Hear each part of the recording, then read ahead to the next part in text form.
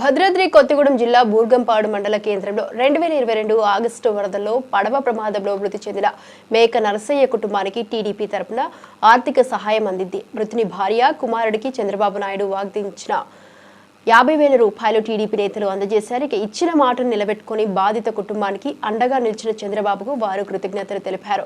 తమ కుటుంబానికి తక్షణ ఆర్థిక ఉపశమనం కలిగిందని పేర్కొన్నారు. టీడీపీ ఎప్పుడూ బాధితుల పక్షాన నిలుస్తుందని, ప్రజల్లో విశ్వాసం పెరుగుతుందని నేతలు తెలిపారు. సహాయ పంపిణీ సందర్భంగా పలువురు టీడీపీ కార్యకర్తలు, గ్రామస్తులు పాల్గొన్నారు.